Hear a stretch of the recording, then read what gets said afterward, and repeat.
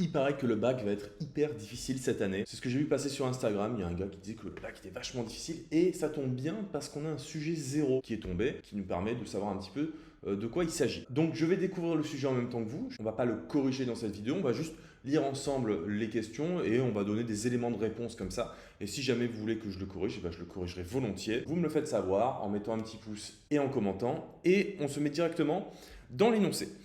Donc, le texte préambule, on s'en fout. Donc, l'exercice 1 est composé de parties indépendantes, d'accord? Et donc, on voit qu'on a directement des équations différentielles. Alors, c'est des équations différentielles linéaires d'ordre 1 et à second membre non constant, parce que souvent, vous faites des équations différentielles avec un second membre constant. Bon, là, ce n'est pas le cas. Équation différentielle linéaire, ça veut dire que vos y' et y ne sont pas composés par des fonctions. Par exemple, on n'a pas ln de y', on n'a pas y' au carré ou des choses comme ça qui rendent forcément la tâche beaucoup plus compliquée. Donc là, c'est du linéaire. De toute façon, même en prépa, je crois qu'on reste sur du linéaire d'ordre 1 et d'ordre 2. On a des techniques pour faire d'ordre 3, mais bon, c'est toujours pareil, c'est de plus en plus compliqué. Donc, on a une fonction y' plus y qui fait exponentielle de moins x. Donc, vous devez savoir en fait que ce qu'on va chercher ici, ce n'est pas une valeur de x, mais c'est une fonction qui est solution. Et alors, ils sont sympas avec vous parce qu'ils vous donnent dans la première question u de x qui est une fonction et on vous demande de vérifier quelle est solution. Bon, vous la dérivez, donc vous faites u' de x plus u de x et vous allez voir, vous allez tomber sur exponentielle de moins x, donc il n'y a aucune difficulté. Et ensuite, on considère l'équation différentielle y' plus y égale à 0, donc c'est-à-dire l'équation homogène, donc quand le second membre fait 0, et on vous demande de la résoudre. Alors là, la solution est absolument évidente, c'est exponentielle de moins x qui est solution, je vous laisse vérifier. Et si vous savez faire ça, vous avez le niveau L3, puisque quand j'étais en L3, il y avait des gens qui ne savaient pas résoudre cette équation différentielle, ce qui fait quand même pitié, on ne va pas se mentir. Donc en déduire toutes les solutions, c'est la somme d'une solution particulière et d'une solution homogène. Déterminer l'unique solution quand g de 0 égale 2, c'est la condition initiale. Donc ça, c'est très simple. En fait, vous avez votre solution générale, vous l'évaluez en 0 et vous dites que ça fait 2. Ça va vous donner la constante parce que quand vous allez résoudre en fait l'équation homogène, il y a un lambda qui apparaît, donc ça va vous permettre de trouver la valeur de lambda. Bon. Il n'y a pas de difficulté. Alors après, c'est vrai qu'effectivement, ce n'était pas des questions qui étaient dans les anciens bacs, les équations différentielles, mais bon, a priori, il n'y a pas de grande difficulté. Alors, dans la partie 2, on considère fk de x plus k exponentielle de moins x. Alors là, généralement, il y a plein d'élèves, des cas du k ou du a, enfin, dès qu'il y a une fonction en indice comme ça, généralement, ça commence à parler chinois. Et on vous donne une deuxième fonction, h de x est exponentielle de moins x, d'accord. On note c de x, ok, bon, sur le graphique en annexe, donc on vous donne un graphique en annexe, on vous demande de déterminer quelle est la courbe qui est la courbe de h. La courbe de h, c'est la rouge, hein, tout simplement. Donc vous savez comment est exponentielle de x, elle est comme ça. Exponentielle de moins x, elle est comme ça, hein, tout simplement. Il n'y a aucune raison que exponentielle de moins x soit négative. Et on voit bien que la courbe en pointillé bleu, à un moment, elle est négative. Donc ça ne peut pas être la fonction de exponentielle moins x, c'est pas possible. Donc celle en pointillé, c'est fk. Donc là-dedans, en expliquant les démarches utilisées, déterminer la valeur du nombre réel k et placer sur l'annexe 40 avec la copie l'unité. Donc effectivement, quand on regarde le graphique, il n'est pas quadrillé. Et a fortiori, ce qu'il va falloir faire, donc là on voit qu'on a un point d'intersection, alors peut-être que ça va nous aider, mais on a surtout ici là le changement de variation. D'accord? Donc en fait, on va dériver fk et on va trouver pour quelle valeur de k est-ce que en fait la dérivée s'annule. Et cette valeur de k, ce sera la valeur en fait qu'on mettra en abscisse. Ça nous permettra de faire la graduation voilà, à 2 pi près, quoi. Donc je pense pas que ce soit très compliqué. De toute façon, je pense que je le corrigerai et qu'on fera ça proprement. Alors je crois qu'il y a 8 exercices, hein, donc ce sera en plusieurs vidéos. Je ne ferai pas toute la chose. Bon voilà, un exercice 1 qui peut éventuellement en dérouter certains, mais je pense que voilà, si vous êtes solide sur les appuis, il ne faut pas que ça vous déroute ça. Alors exercice 2, donc on voit qu'on a toujours cette fonction là, x puissance n exponentielle de x, donc ça tourne en fait autour de ce truc là, et on vous parle donc de l'intégrale entre 0 et 1 de cette fonction fn de x, d'accord? Donc la fonction front national de x, donc on note f1, la fonction définie sur 0,1 par grand f1 de x qui fait x moins 1 exponentielle x. Ok, alors en fait, quand vous avez des fonctions x exponentielle x, vous savez que ça se dérive en x plus 1 exponentielle x, qui lui-même se dérive en x plus 2 exponentielle x, qui se dérive en x plus 3 exponentielle x. Donc c'est comme ça, en fait, on incrémente. Forcément, vu que nous, on cherche une primitive, c'est-à-dire on cherche non pas la dérivée, mais ce qui dérivée donne f, et bien ça va être x moins 1 exponentielle x, comme ça quand on va le dériver, ça va donner x exponentielle x. Voilà, vous aurez appris ça. Donc on vous demande ensuite de calculer I1, c'est-à-dire qu'on vous demande de faire grand F1 de 1 moins grand F1 de 0. Voilà, c'est pas compliqué. Ah, il faut avoir vu les primitives, hein, parce que de tous les élèves que j'ai en terminale, pour l'instant, il n'y en a aucun qui a fait les intégrales et les primitives. Donc bon, là, je dis ça comme ça. Vous allez voir, c'est pas un chapitre extrêmement compliqué. Quoique après, quand on fait donc, quand on rentre vraiment dans le dur de ce que c'est qu'une intégrale, avec la théorie de la mesure, là, ça commence un petit peu à piquer. Alors, à l'aide d'une intégration par partie, établir la relation suivante, d'accord? Bon, bah, une intégration par partie, c'est pas compliqué, mais enfin, bon, il faut l'avoir vu. Donc, quand vous aurez vu normalement les intégrations par partie, c'est pas compliqué. Et alors, on m'avait fait remarquer, parce que j'ai fait une vidéo sur les intégrations par partie, justement avec un polynôme qui multiplie l'exponentielle de x, qui faisait elle-même suite à une question que j'avais reçue sur ChatGPT, quand j'avais fait les vidéos sur ChatGPT. On m'a fait remarquer que les Américains, ils utilisent la méthode DI. Donc vous pouvez regarder, c'est assez pratique. En plus, on vous dit de faire une intégration par partie. Si on vous avait dit de démontrer que i de n plus 1, c'est e moins n plus 1 in, ça peut être difficile. Mais là, on vous dit avec une intégration par partie. Donc c'est comme quand on vous dit en utilisant un raisonnement par récurrence, démontrer que déjà vous savez que vous devez faire une récurrence, ça vous enlève ça de la tête. Bon, alors ensuite le Python, ça on s'en fout, hein, c'est pas des... Enfin moi je suis contre de mettre le Python dans les maths. Effectivement c'est corrélé, il y a une corrélation entre le Python et les maths, mais on fait des maths, on fait pas de l'informatique, donc il faudrait faire une section informatique. Donc je m'inscris en faux avec cette démarche de mettre du Python, donc je zappe. Sur le graphique, on vous donne C1, C2, C3, gna gna gna gna gna. Donnez une interprétation graphique de IN. Ben, vous devez savoir, si vous avez fait le cours sur l'intégration, que l'interprétation, c'est l'aire sous la courbe. En fait, c'est l'aire qui est entre l'axe des abscisses et la courbe. Et ce qu'on remarque, c'est que plus N est grand, plus en fait on va s'écrabouiller comme ça, et en fait notre courbe on dirait qu'elle longe l'axe des abscisses et qu'après elle longe l'axe des ordonnées quand n vaut 30, et donc quand on peut conjecturer que quand n va être très grand, ben, en fait ça va tendre vers 0, il va rester vraiment une petite poussière comme ça. Et donc voilà, c'est la conjecture qu'on peut émettre. Évidemment, il faut la démontrer. Donc pour la 2, on vous demande un encadrement de IN. Donc IN positif, c'est évident hein, parce que la fonction x puissance n exponentielle x, c'est toujours positif. Donc la courbe sera toujours en fait au-dessus de l'axe des abscisses, et on la compte positivement. L'aire, on la compte positivement quand on est au-dessus de l'axe des abscisses et négativement quand on est en dessous. Donc soit on fait une récurrence, ça peut sentir quand même fort la récurrence, soit on arrive à encadrer en fait notre fonction, donc, parce qu'on est entre 0 et 1. Donc vu qu'on est entre 0 et 1, on sait que l'exponentielle est croissante, x puissance n c'est croissant, donc on peut encadrer. Et bon, a priori, peut-être un encadrement sera plus simple. Et ça nous permet d'en déduire que la limite sera 0. Ça c'est évident, je ferai le calcul, de toute façon encore une fois, je pourrais le corriger si vous me le demandez. Là c'est vraiment des éléments de langage, des arguments, un peu de bistrot, ce qui est souvent suffisant en fait en maths. Dans un examen, une épreuve est notée sur 10 points et constituée de 2 exercices. Le premier est noté sur 2 points, le deuxième sur 8 points. Le premier exercice est constitué de 2 questions. Chaque question est notée sur 1 point. Une réponse correcte rapporte 1 point, une réponse incorrecte, incomplète ou absence de réponse rapporte 0 point. D'accord. Donc un candidat pris au hasard a une probabilité de 0,8 de répondre correctement à la question 1. Si le candidat répond correctement à la question 1, il a une probabilité de 0,6 de répondre correctement à la question 2. S'il ne répond pas correctement à la question 1, bon, ok, on a compris. Donc vous allez faire un arc pondéré, d'accord? Et bah voilà, il vous le donne, hein, l'arc pondéré, donc vous avez juste à le remplir. Je pense que là, il suffit d'avoir plus de 80 QI pour comprendre comment on remplit l'arc pondéré. Ok, donc calculer les probabilités, bon, c'est hyper simple quoi, hein. Calculer la probabilité que le candidat réponde correctement à la question Q2, c'est simple, hein, c'est les deux chemins, donc c'est qui répondent faux à la première fois, qui répondent vrai à la deuxième, ou qui répondent vrai à la première et à la deuxième. Déterminer l'espérance de x1, x2, bon bah là il faut répondre, alors ça c'est nouveau en fait, les variables aléatoires, c'est un nouveau truc qu'on vous met. Pour calculer l'espérance, c'est une moyenne. En réalité, c'est une moyenne. Donc, quand vous faites votre tableau, définit en fait votre loi de probabilité, vous faites la somme des produits, comme ça. Donc, ça fois ça, plus ça fois ça, plus ça fois ça, plus ça fois ça, ça vous donne l'espérance. Voilà. Ça veut dire, en fait, puisque x1 est la variable aléatoire qui a un candidat associe sa note à la question 1, ça veut dire en moyenne combien les candidats ont à la question 1. Et pareil pour la question 2, et donc x1 plus x2, c'est la note totale entre la question 1 et la question 2. Voilà, c'est ça l'espérance, et en moyenne, combien est-ce qu'on a.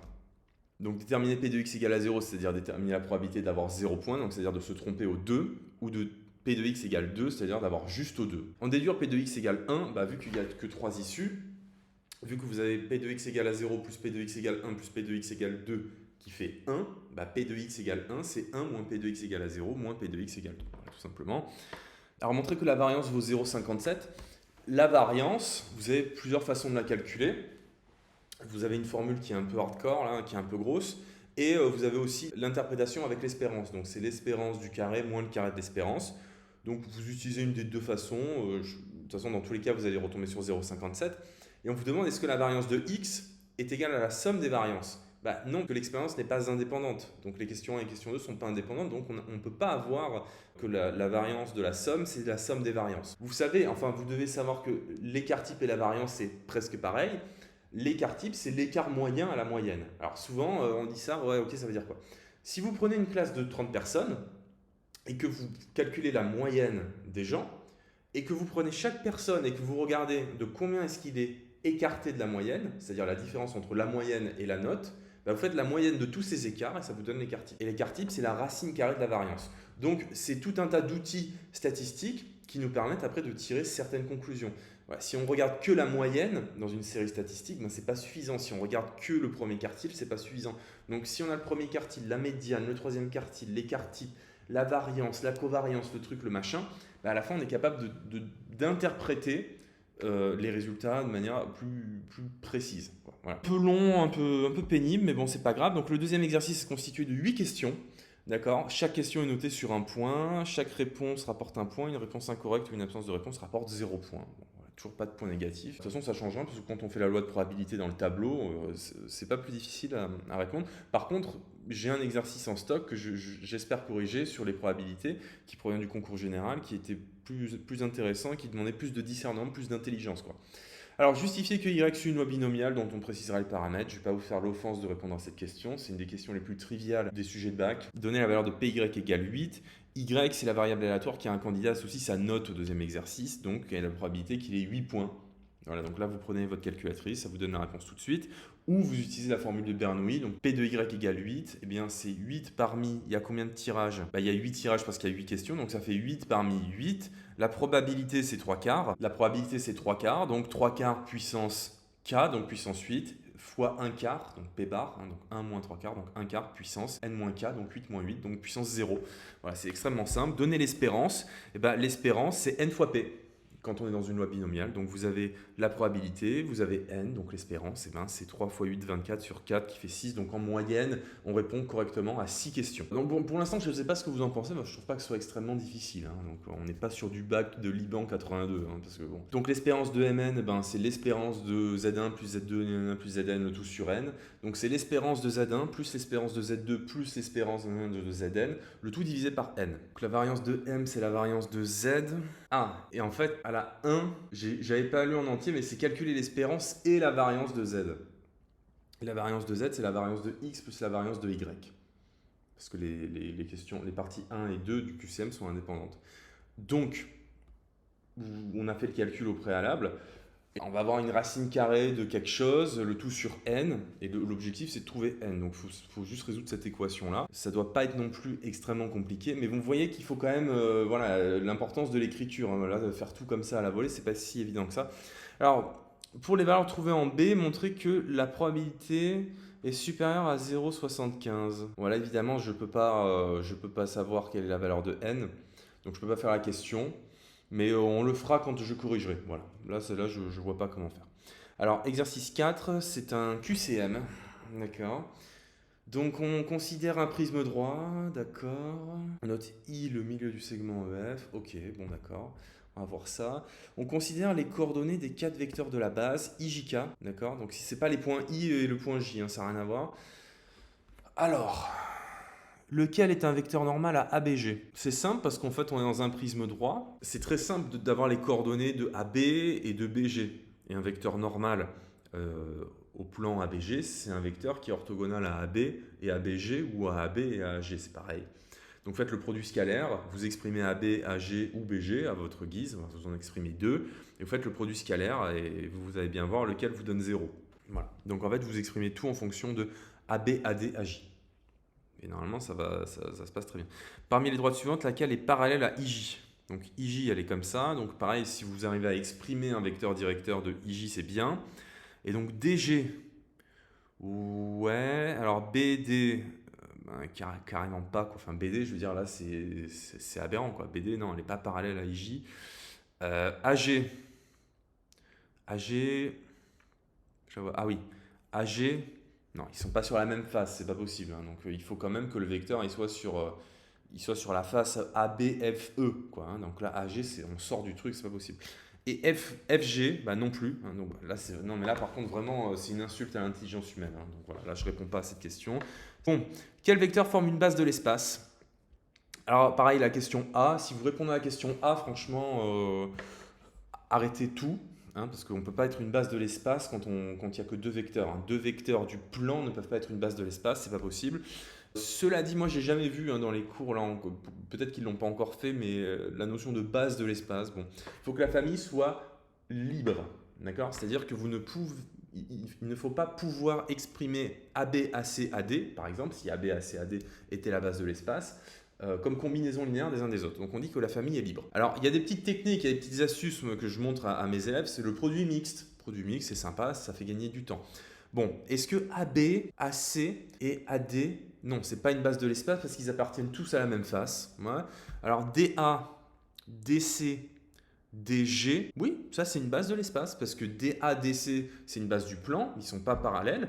D'accord, ils sont même orthogonaux. Et DG, tchouk, il part vers le haut, donc on est dans une base de l'espace. Et j'ai pas vu s'il y avait plusieurs réponses possibles.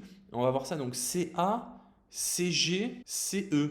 Et non, ça, c'est pas une base de l'espace, hein, parce qu'on peut bien écrire CE en fonction de CA et CG. Donc non, évidemment que non, c'est pas une base de l'espace. J'avais mal vu la perspective. Ok, une décomposition du vecteur AG en somme de plusieurs vecteurs 2 à 2 orthogonaux. Et donc AG, voilà, je fais quand même la correction. C'est-à-dire que j'écris pas, mais je le fais quand même à l'oral. Donc AG, est-ce que c'est AB plus HG? En fait, il y a des questions, il y a des réponses proposées. Je me demande qui peut les sélectionner, quoi. Enfin, parce que quand même, pour dire que partir du point A et aller au point G, c'est comme partir du point A, aller au point B et ensuite faire la direction HG, ça nous fait arriver là, quoi. Enfin, je vois pas comment on peut répondre ça. Ensuite, une décomposition du vecteur AG comme somme de plusieurs vecteurs 2 à 2 orthogonaux. Alors bah, ensuite, là pareil, peut-être qu'il y a des questions dans lesquelles les trucs sont pas orthogonaux. Donc AB, AD, ils sont orthogonaux. Et AJ, ils sont orthogonaux. Donc si on fait AB plus AD plus AJ, effectivement, on arrive à G. Donc c'est bon, c'est bien celui-là, on ne fait pas les autres.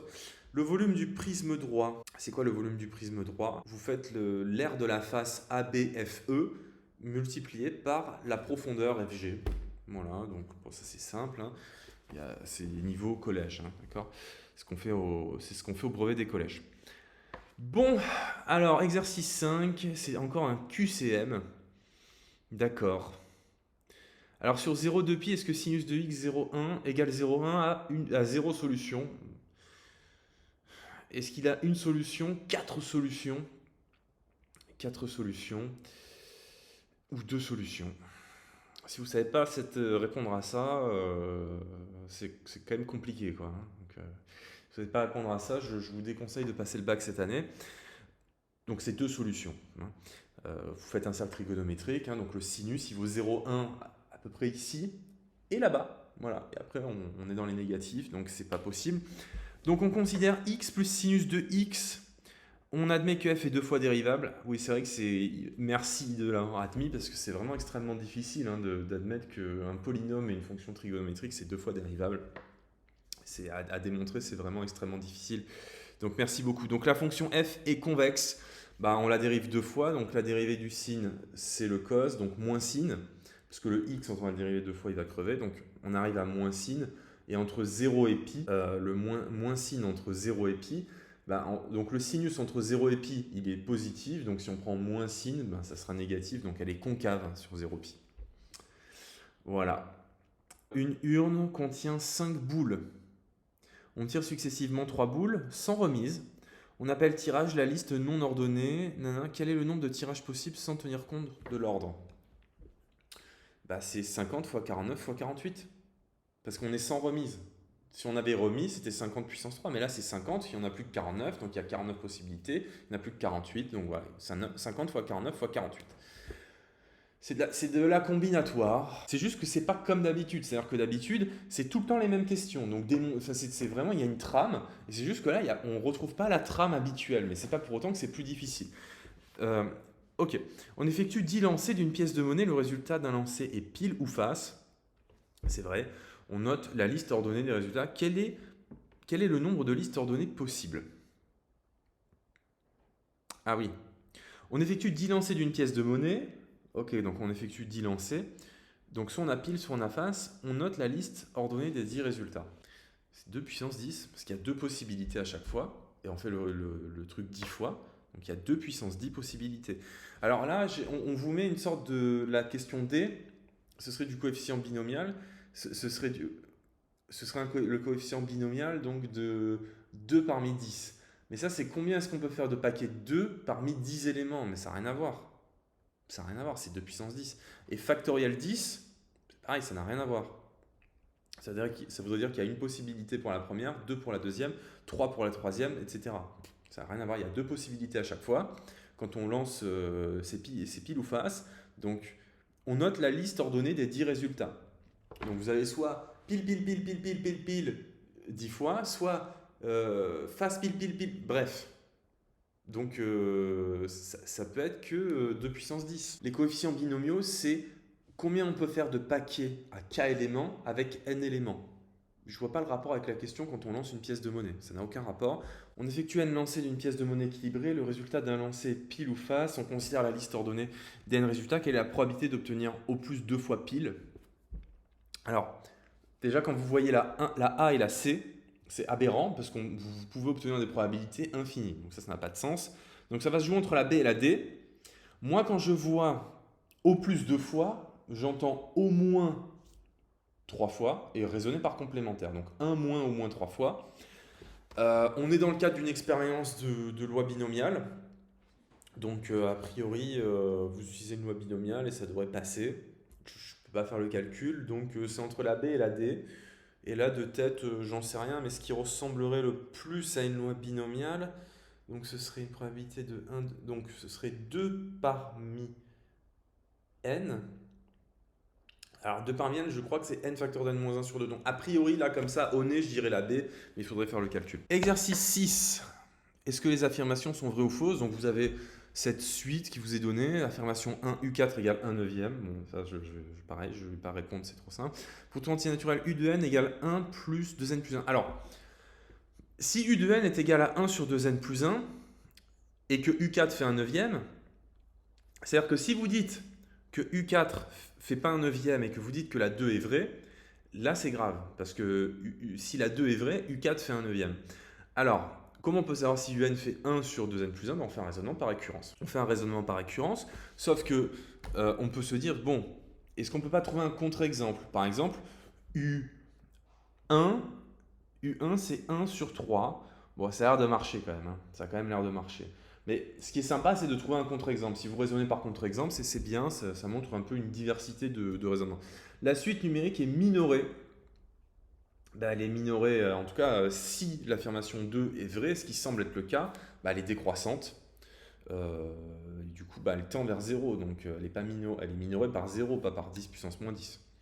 Ok, exercice 7. On s'intéresse au cas où k fait 0,5. Montrer que la dérivée de f de 0,5, notez, vérifie ça. Bon, ça c'est basique, hein, c'est juste un calcul de dérivée. Montrer que admet un minimum en ln de 0,5. Ça, il faut faire le calcul de dérivée et on résout quand est-ce que f' fait 0. Donc a priori, ce sera en ln de 0,5. Montrer que f de ln de k est égal à ln de k plus 1. Alors, je ne suis pas grand fan de leur notation parce qu'on ne sait pas si c'est ln de k le tout plus 1 ou si c'est ln de k plus 1. Pour ça, mettez des parenthèses, quoi. Là, franchement, c'est pas fou. Hein. Bon, après, je pense que quand on fait le calcul, on comprend ce qu'ils veulent dire. Là, pour moi, c'est une faute de notation. Donc, c'est pas bien.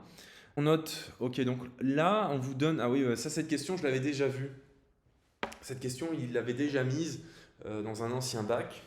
Et donc, indiquer si l'affirmation suivante est vraie ou fausse. Est-ce que les réels sont... Est-ce que les points sont alignés? D'accord. Est-ce que tous les... En fait, donc les 2 premiers points sont forcément alignés. On vous demande est-ce que les suivants sont alignés avec les premiers. Alors là, pareil, ce qui peut être sympa, c'est de prendre par exemple quand k fait 1, parce qu'en fait, quand on zoome un peu, on a l'impression qu'il y en a un quand même qui sort de la ligne là. Lui, il a l'air d'avoir un problème quand même. Donc, ce qu'on pourrait essayer de voir, c'est si les 3 premiers sont alignés. D'accord? Vous prenez quand k fait 1,5 et vous prenez quand k fait 2 ici. Et vous faites les 2 cas et vous regardez si effectivement on ne peut pas trouver un contre-exemple. Si on ne trouve pas de contre-exemple, eh bien en fait, on a vu... Alors le problème, c'est leur écriture, c'est que les points, ils ont pour abscisse ln de k ln de k le tout plus 1. Donc, ils appartiennent à la droite y égale x plus 1, en fait. Bon, a priori, ils sont alignés. Mais ce qui m'étonne, c'est ça, quoi. J'ai l'impression...